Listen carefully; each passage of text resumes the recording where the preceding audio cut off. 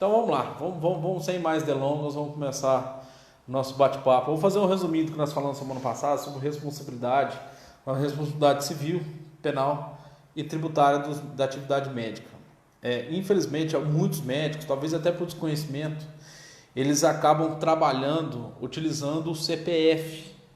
Isso não é ilegal, pode atuar sim, mas o problema é justamente a carga tributária que acontece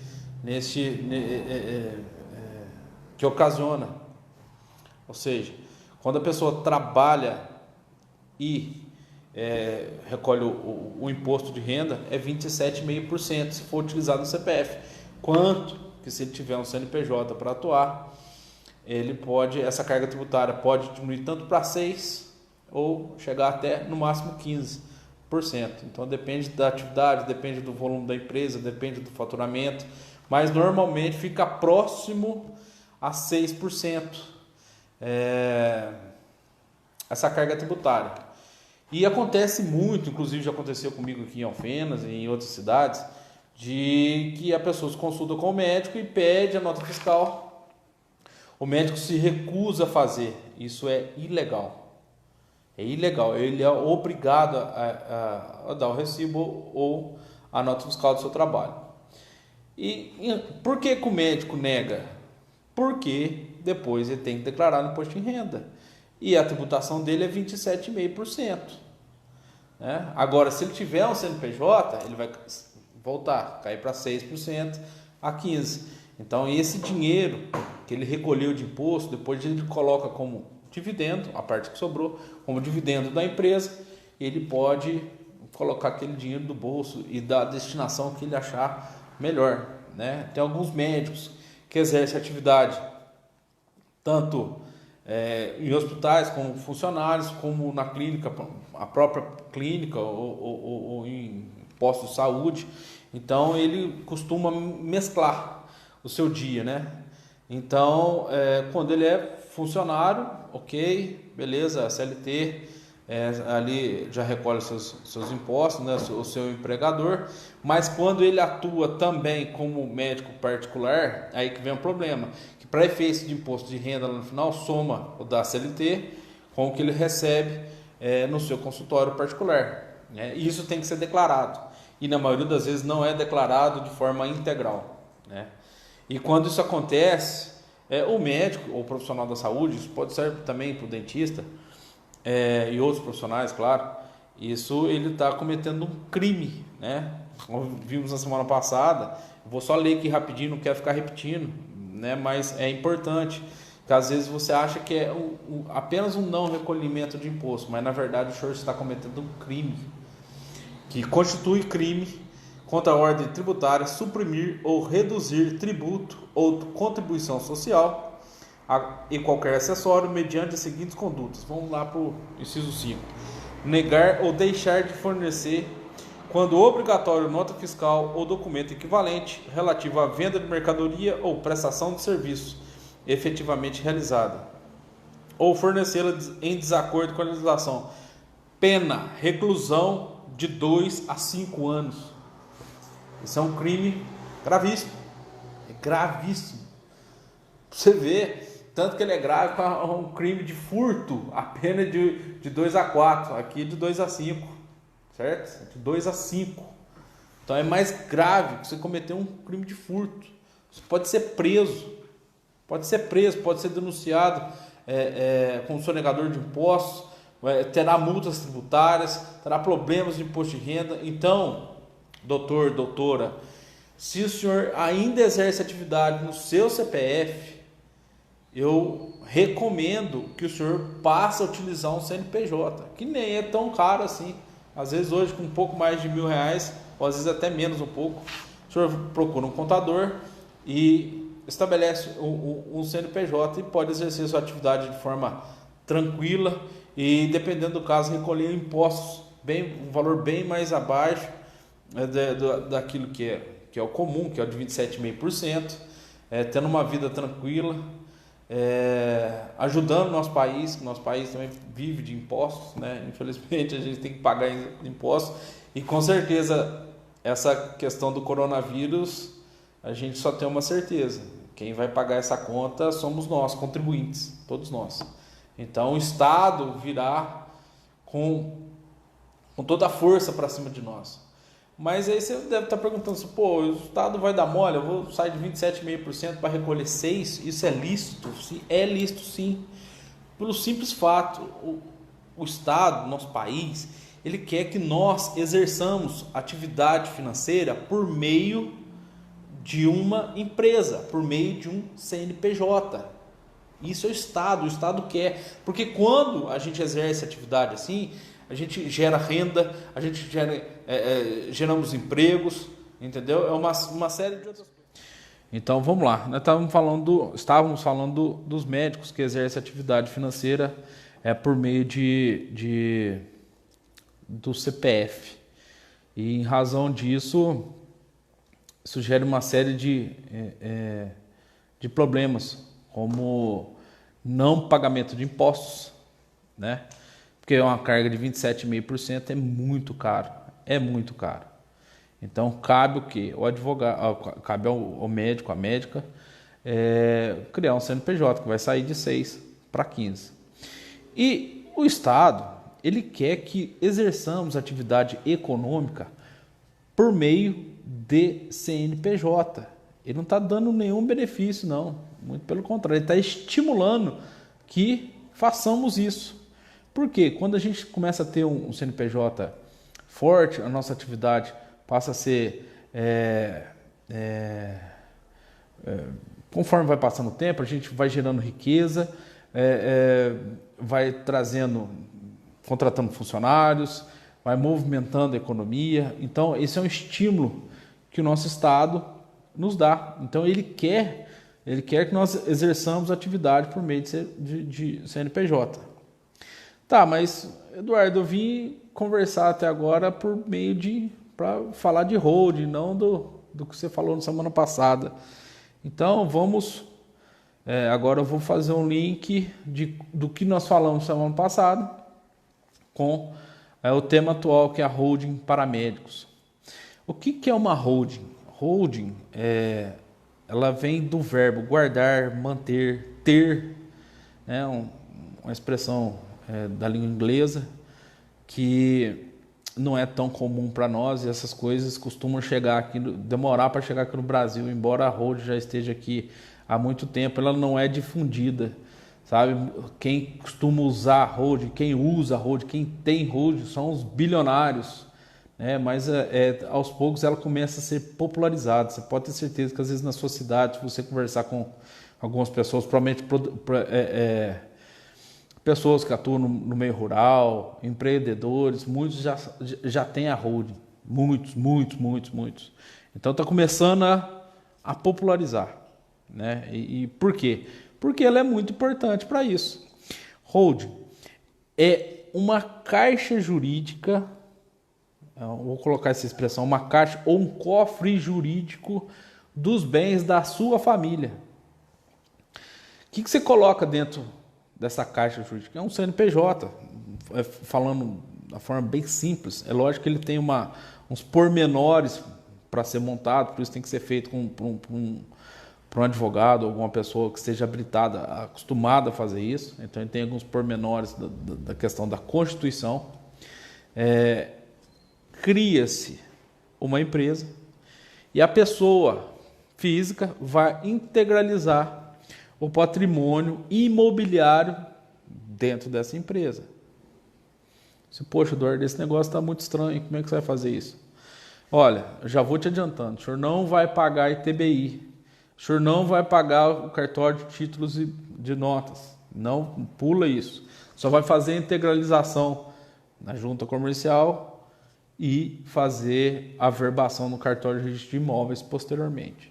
Tá, mas isso é uma questão mais do advogado fazer.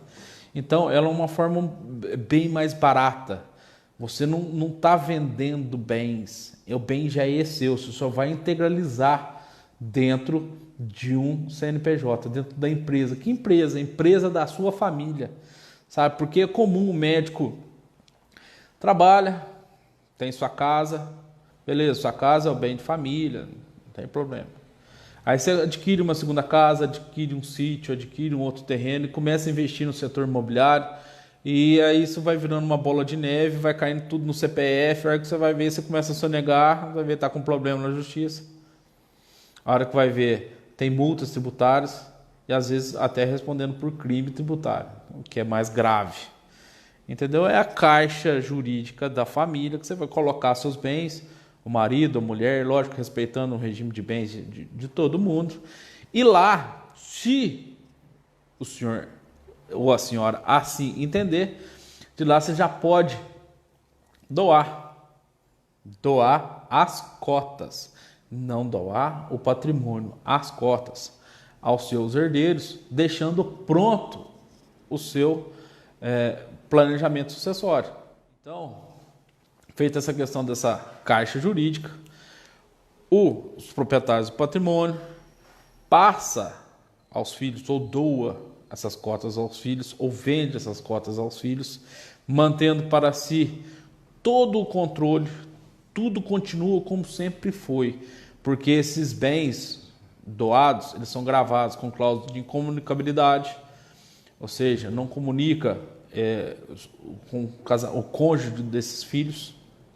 Impenhorabilidade, os filhos, se tiver algum revés na vida, esse patrimônio não será penhorado, né? Inclusive do próprio médico, se der algum problema na vida do médico, ser feito isso antes, né? Não estamos fazendo aqui nada para fraudar credores, isso é ilegal. Feito depois, né? Você está com um momento de saúde financeiro, você faz a sua holding e depois lá na frente tem um problema, o seu patrimônio está protegido dentro da holding, porque ele já deixou de ser do seu CPF, já está lá na empresa dos filhos, né? Dos filhos. Então, e grava o usufruto vitalício para você e sua esposa, ou a esposa e o marido, que a gente monta esse planejamento pormenorizado. Mas qual é a vantagem disso? A vantagem é que quando do seu falecimento, ou falecimento de sua esposa, não será necessário fazer o inventário se não tiver nada no seu CPF. Depois eu vou te dar um exemplo aqui de alguns bilionários e quanto que ficaria os impostos de transmissão deles e quanto que eles pagaram efetivamente para o estado do seu falecimento. Então, hoje, o imposto de transmissão causa-mortes aqui em Minas é 5%. Em São Paulo mudou, era 4% no estado de São Paulo, mudou, acho que na semana passada foi para 8%. E ele passou a ser escalonado, ou seja, até tantos bens, até o valor dos bens, um valor, até acima de outros bens, outro valor. Então já está começando a ser progressivo, tá? Está começando a ser progressivo isso. E a tendência é que em Minas aumente também esse imposto, porque esse é um imposto até ao contrário, porque no mundo inteiro o imposto de causa-mortes, ele é um valor altíssimo. Nos Estados Unidos, por exemplo, ele é 40%, sabe? Na Grã-Bretanha, eu acho que é 50%. Então, ele é um valor altíssimo. E aqui no Brasil, ele é, de certa forma, até um valor baixo, né? Mas ele aqui, ele também ele é muito predatório, ele dilapida o patrimônio da família. Por quê? Imaginamos uma casa, apenas uma casa no valor de R$500 mil. Quando você vai fazer o inventário, você coloca 5% de ICMD, honorários advocatícios, fórum, justiça ou cartório, depois a segunda averbação. A hora que você vai colocar tudo isso na conta, a pessoa gastou R$60 mil. Então, ou seja, mais que 10% do valor do bem. E isso pode ficar ainda pior, porque você tem um prazo de 6 meses para terminar o inventário. Você não termina naqueles 6 meses. Aí tem que vender. Aí o imóvel que vale R$500 mil, muitas vezes você começa a vender por 430, 420. Então aí você soma isso com aquilo que você vai gastar. Você vai ver o problema que você vai largar para os seus herdeiros. Sabe? Sem contar a casa que o senhor tanto, o senhor e a senhora, tanto trabalha, o senhor e sua esposa tanto trabalharam para ter aquela casa, a hora que você vai deixar para os seus filhos, seu filho às vezes não tem condições de manter, ele tem que vender. Tem que vender para pagar imposto. Tá? Então é predatório. E também outras formas de planejamento sucessório com devido respeito, claro, cada um tem a sua opinião, mas eu vejo também que não funciona como deveria. Estamos vendo aí o caso do apresentador de televisão que faleceu e largou um testamento. Esse testamento está sendo questionado para todos os lados, virando uma batalha jurídica transmitida pela televisão, que é muito triste, que não resolveu o problema. Se estivesse dentro da holding, já estaria tudo definido. Tudo definido. Tudo definido. Sabe? E provavelmente não teria nenhum questionamento do Poder Judiciário. Eu vou explicar algumas pessoas, vou dar alguns exemplos de bilionários que tiveram, que tinham holding, e quando do seu falecimento, quanto que eles recolheram aos cofres públicos. Né? Aqui o primeiro exemplo, não sei se vai ficar ao contrário da imagem. Fica ao contrário, Saulo? Não sei se dá para ver. Você está conseguindo ver? Isso aqui é o do Norberto Odebrecht, o fundador do Grupo Odebrecht. Ele faleceu em 19 de julho de 2014. Ele tinha um patrimônio de 14 bilhões. Né? Não houve inventário. Por quê? Porque tinha holding. E se houvesse, o imposto seria de 1,12 bilhões ao estado da Bahia. Sabe quanto que o estado da Bahia recebeu? 0. Tudo já foi transmitido em vida para os seus herdeiros, certo? Então isso... Outro exemplo, esse aqui mais próximo de nós, o ex-vice-presidente da República, José de Alencar, que era dono da Coteminas. Aqui, ó, esse você consegue ver. Ele faleceu em 29 de março de 2011, ele tinha um patrimônio de 9 bilhões, não houve inventário. Não houve inventário, tá? Se houvesse inventário, só imposto de transmissão causal morte seria de 720 milhões. O estado de Minas Gerais não viu R$1 e ele fez tudo isso lícito, porque estava dentro da holding, certo? Outro exemplo aqui, esse último exemplo, Roberto Civita, que era dono do Grupo Abril, ele faleceu em 26 de maio de 2013, ele tinha um patrimônio de 5 bilhões, não houve inventário.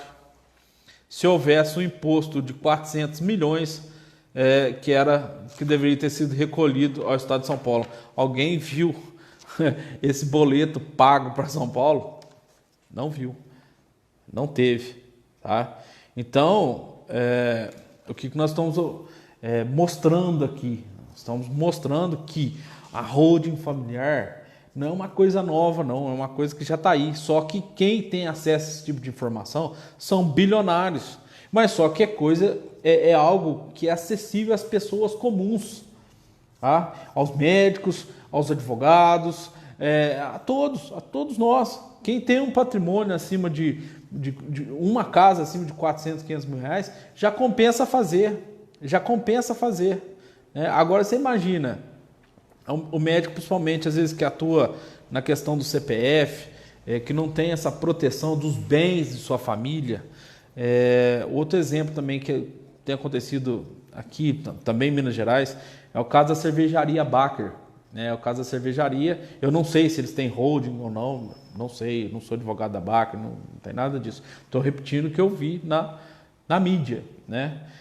Tinha uma empresa que estava em plena ascensão, vendendo muito bem, uma cerveja muito boa, a empresa só crescendo, se capitalizando. Aí, quando do nada, teve um problema que ocasionou a morte de algumas pessoas. Né? Em razão disso, eu vi na semana passada que, em razão disso, os bens particulares dos sócios foram todos bloqueados, sabe? Isso só me leva a crer que também não tinham holding. Agora não adianta fazer holding. Provavelmente tentaram fazer a holding depois que já tinha acontecido essas mortes. Aí, em razão disso, a justiça foi lá e bloqueou todos os bens imóveis. Tá? Então, como funciona? Momento de fazer a holding. Momento de que você está bem. Não é momento que já tem várias dívidas, problemas com a justiça. Aí não adianta fazer. Não adianta fazer. Tem que fazer momento de ascensão, de saúde financeira, vamos assim dizer. Já que nós estamos falando com médicos, vamos usar um pouquinho essa questão de saúde. É uma vacina. Entendeu? Essa é uma vacina, como eu sócio, tá aqui o Dr. Saulo Goulart está me ajudando nessa live, entendeu? O médico já está acostumado, o médico fala pra gente emagrecer, fazer exercício, ter uma vida saudável, para prevenir de saúde. E eu, como aqui advogado, estou falando para o médico, faça uma hold, tenha um CNPJ para evitar problemas para o seu bolso financeiramente. Problemas para a sua família, sabe? Aquele patrimônio que o senhor tanto trabalhou e acontece algo errado no seu escritório, no seu consultório, aliás, e o senhor acaba sendo processado. Eu até mostrei semana passada aqui uma jurisprudência, estou até com a questão da semana passada, deixa eu ver. A questão da jurisprudência, no caso que foi julgado, um erro médico, que todos nós, qualquer um pode, todo mundo está passível de erro. Olha aqui, que um hospital e o médico, pessoa física, foram condenados a uma decisão de 5/11/2019. Era um contrato de cirurgia plástica, no qual era atividade que exigia um resultado. Não questiono o jeito que foi feito esse contrato. A gente também atua aqui para direito médico, então a gente sempre orienta, está sempre tudo muito pormenorizado, escrito e assinado pelo paciente, para evitar esse tipo de problema. Então, o que nós estamos falando? Uma decisão de 8 meses atrás. Então, a gente sabe que processos podem acontecer, algo errado pode acontecer na nossa família. A gente sabe também que nenhum de nós é eterno, e que o patrimônio, aquilo que tanto trabalhou, tem que ter muito cuidado, porque só o senhor, só a senhora que tanto trabalharam para ter aquilo, que sabe o tanto que foi difícil, sabe? E quando o seu falecimento, que você vai deixar para os seus filhos, às vezes você pode estar deixando um problema grande, porque às vezes começa a ter atrito entre os filhos, começa a ter problema. Então aqui dentro da Hold não. Assim que teve o seu falecimento, o falecimento de sua esposa, podemos até organizar para que os filhos só tenham acesso após a morte do segundo cônjuge, mas isso é uma opção da família, certo? Então eu não quero me alongar muito. A mensagem que eu tinha para dizer é essa. A holding familiar, ela é algo muito próximo, de certa forma pode ser feita de forma tranquila, não é tão, não leva tanto tempo, mas ela dá uma proteção enorme para o seu patrimônio, ela dá uma qualidade de vida, sabe? Ela é uma empresa que ela não é cara, é uma empresa que não vai exercer atividade econômica, é uma empresa que você vai colocar seus bens ali, junto com suas escrituras, e ficar jogado em cima do guarda-roupa, sabe? Então, é algo muito bom, economicamente perfeito, financeiramente excelente. Na questão tributária, eu estou falando que essa questão tributária ela é incrível, é muito boa. E tem uma proteção, doutora. Só estamos aqui mostrando as opções, tá? São apenas opções, tá certo? Então a mensagem que tínhamos para passar é essa. Então boa noite a todos. Não sei se temos alguma pergunta. Enquanto não. E em breve nós vamos disponibilizar o vídeo aqui e a gente disponibiliza também editado. Estamos à disposição, pode nos mandar mensagem pelas redes sociais e até breve.